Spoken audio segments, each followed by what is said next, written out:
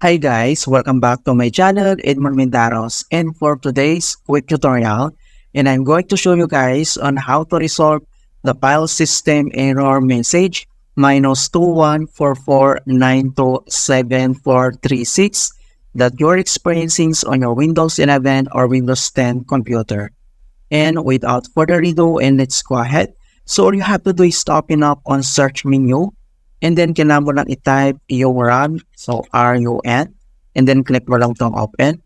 And then next step ay dito lang sa box ay kailangan mo lang i-type yung command keyword na rstrui.exe. And so ito yung command keyword na kailangan mong i-type rstrui.exe, and then click mo lang itong okay.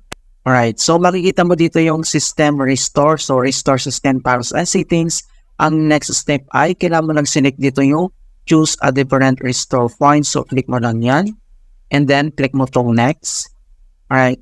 So, mapupunta tayo dito sa restore your computer to the state it was in before the selected event. So, kailangan lang natin i-select yung event dito sa baba. Okay. So, kung ano yung makita mo dito na the latest one, so yun yung select mo. Okay. So, click mo lang yan.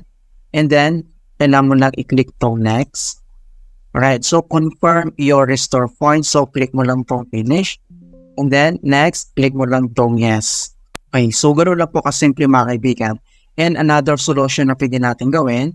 And then, dito lang sa search menu. And then, type mo lang dito yung settings. And then, click mo lang tong open. And then, next step ay, select mo lang dito yung apps. And then, dito sa apps, click mo lang tong installed apps. So, dito sa installed apps ng ating PC, ay select ka lang dito yung apps mga kaibigan na may problem.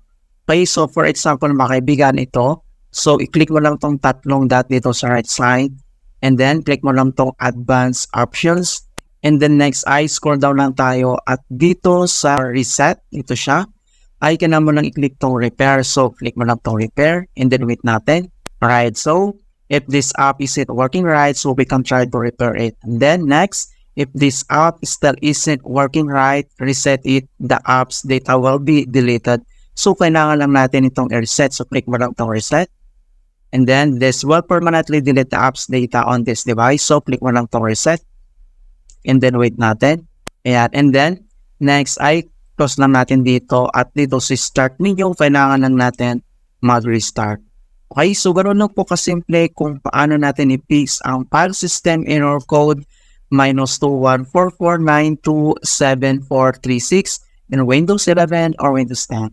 And please don't forget to like this video and subscribe to my channel for more quality content. Thank you guys, and see you in my next tutorial.